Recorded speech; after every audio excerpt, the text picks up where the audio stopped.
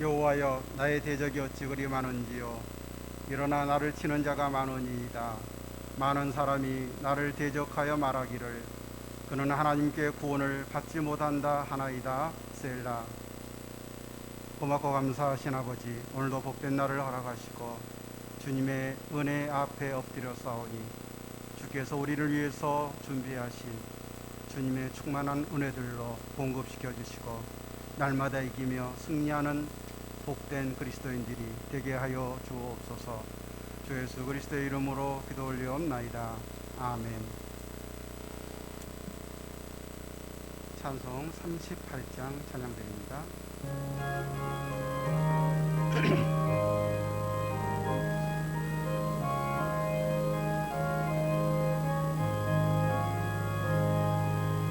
예수 우리 왕이여,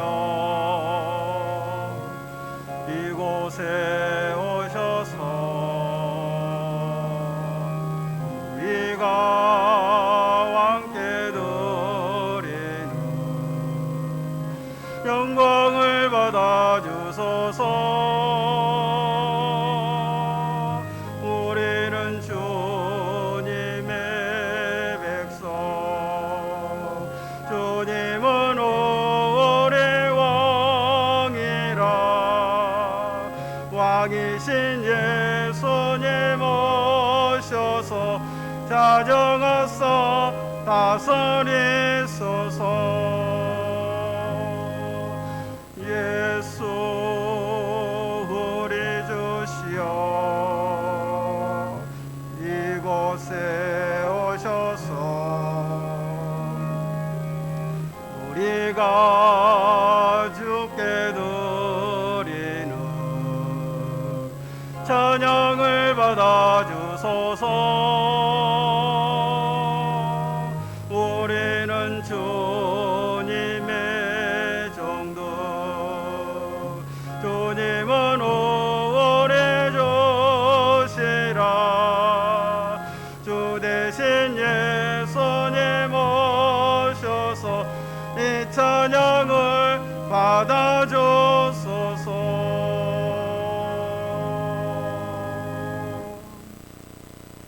사도신경으로 우리의 신앙을 고백합니다.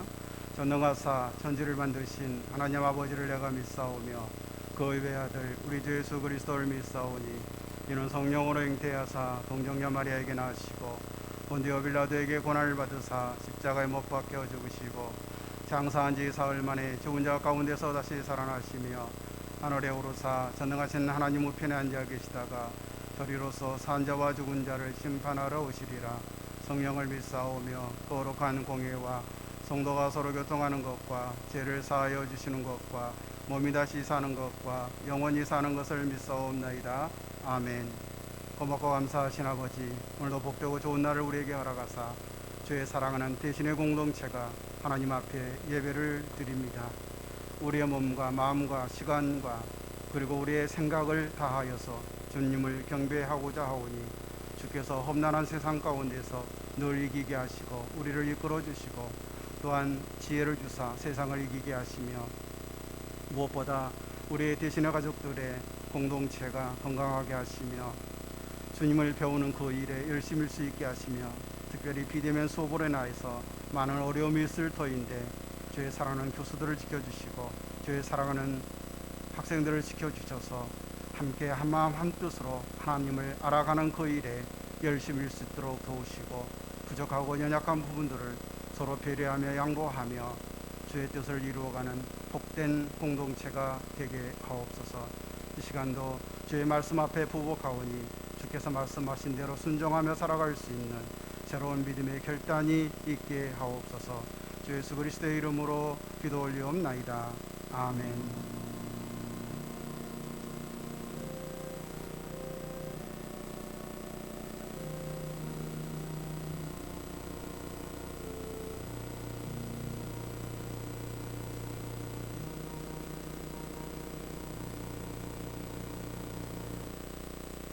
하나님 말씀 로마서 1장 16절에서 17절입니다.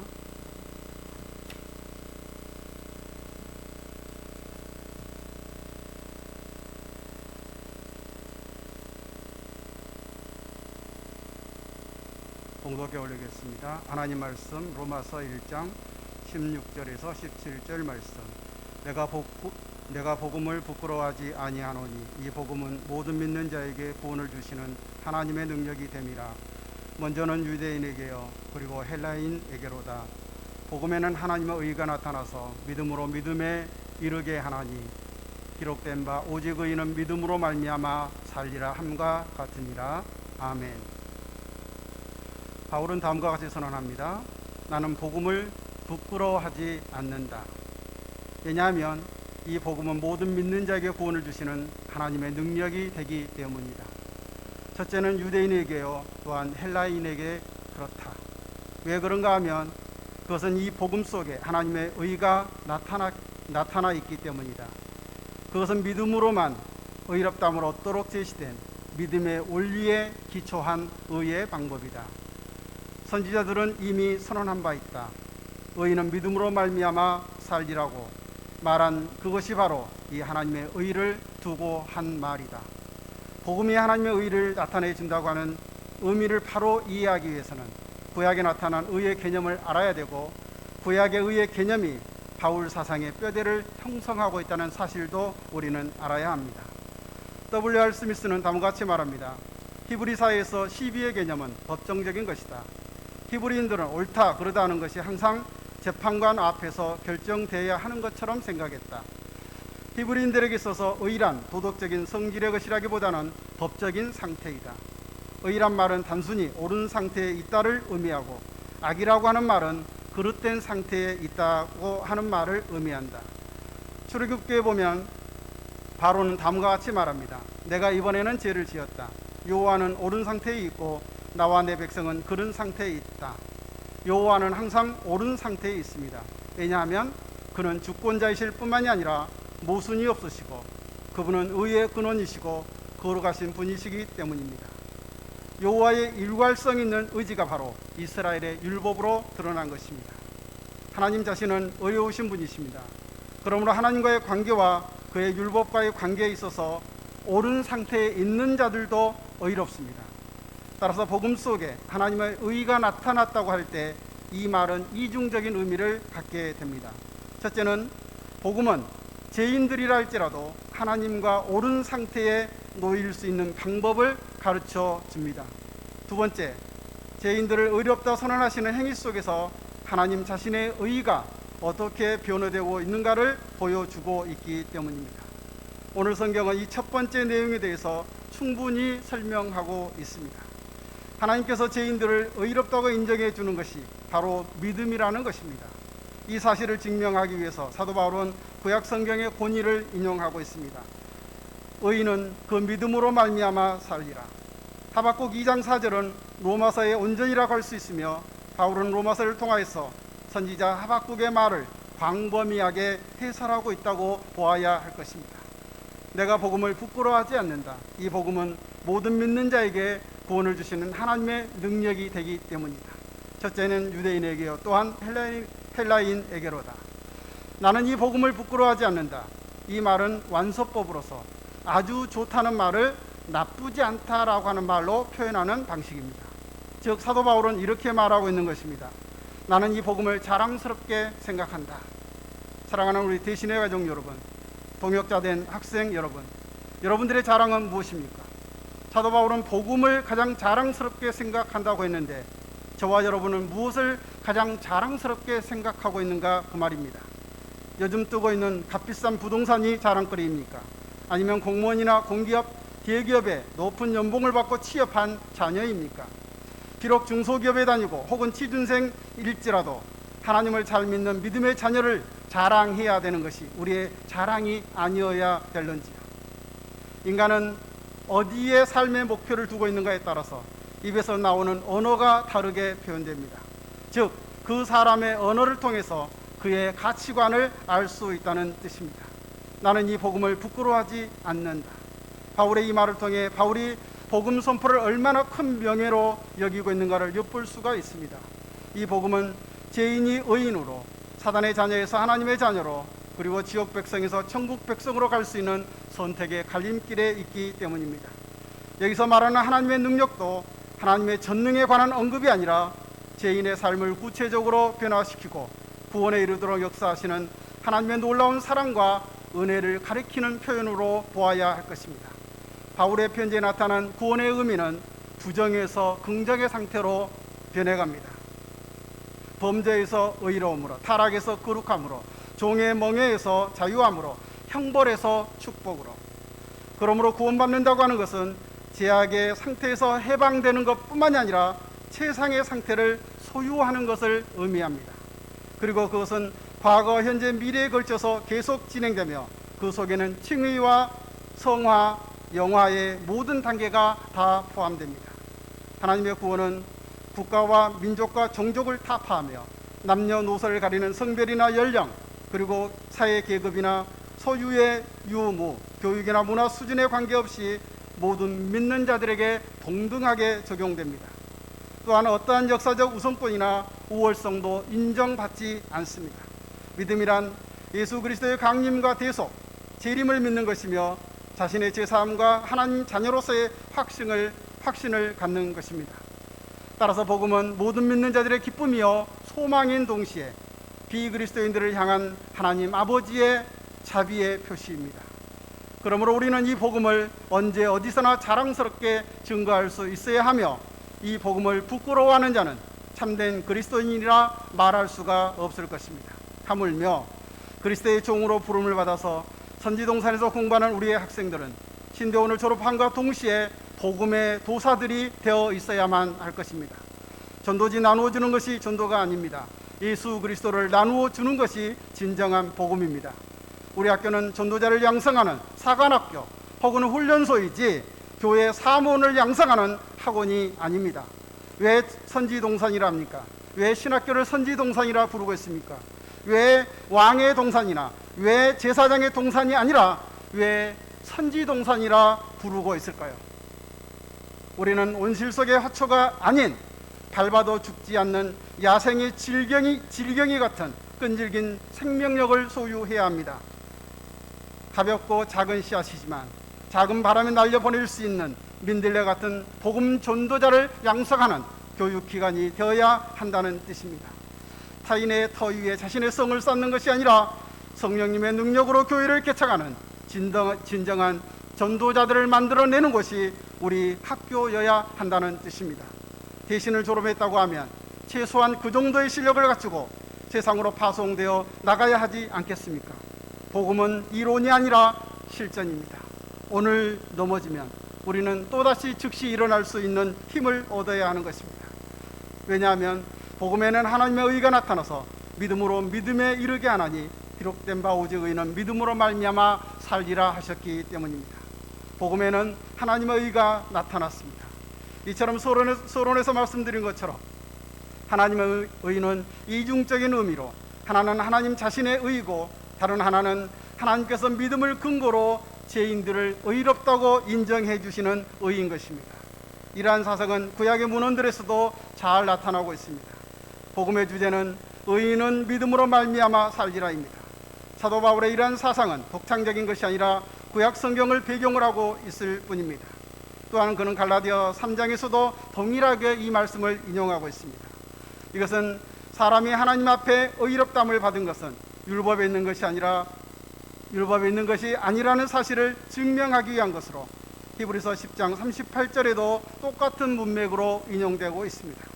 본질적으로 부패하고 타락한 인간들을 구원할 수 있는 조건은 오직 믿음뿐입니다.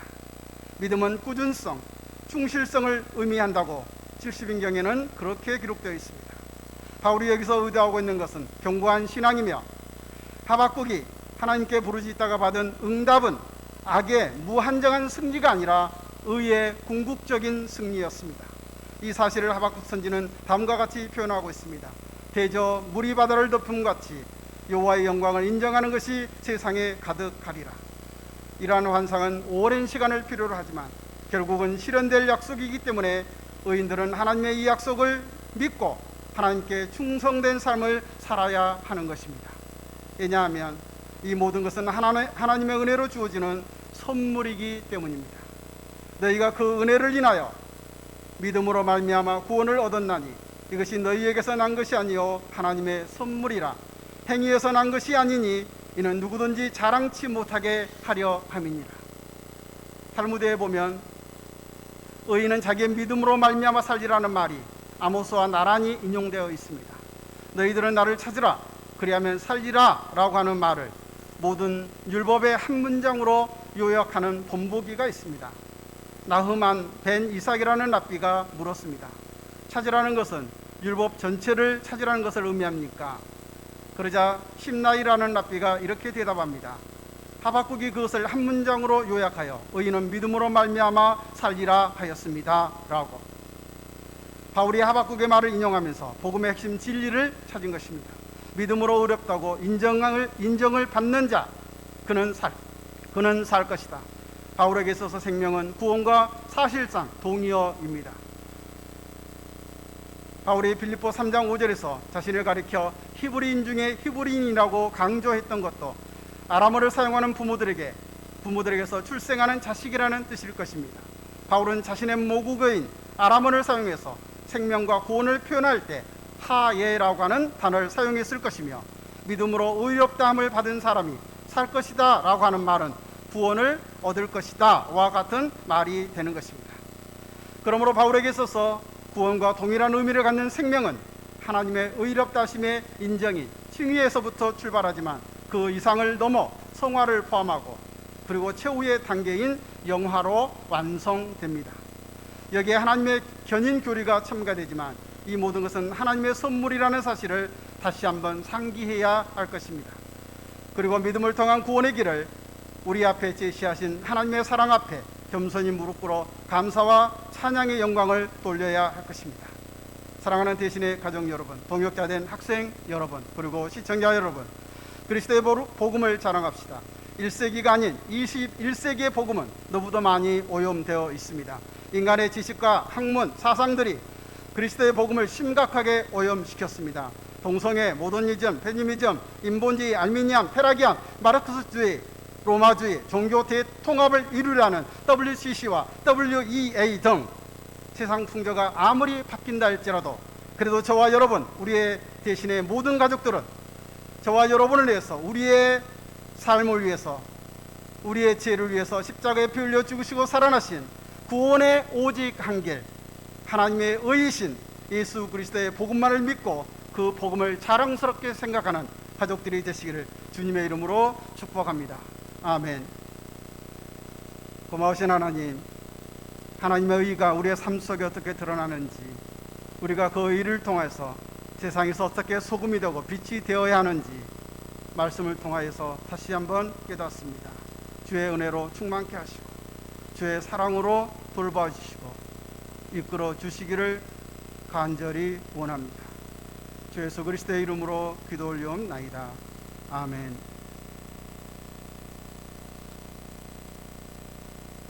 찬송가 295장.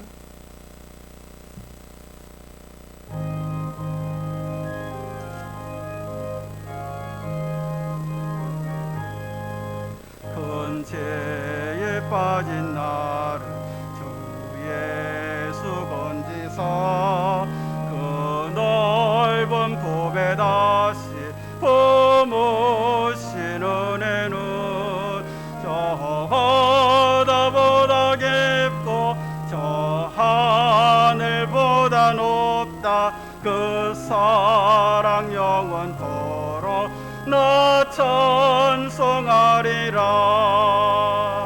날로 더욱 귀하다, 날로 더욱 귀하다. 한없이 넓은 우리 주의 사랑, 날로 더욱 귀하다. 주 크신 사랑으로 만 백성 위하여 그 십자가의 고난 다 받으셨으니 그 속죄 받은 성도 큰 소리 함께 높여 온 천지 울리도록 저 찬송하리라.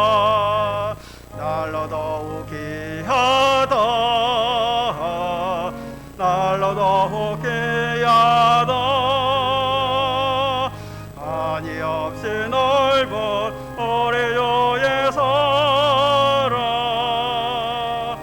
날로 더욱게 하다.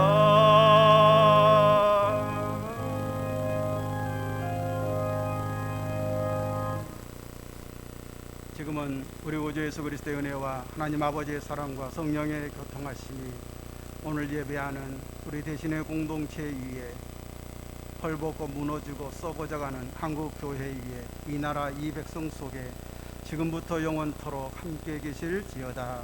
아멘.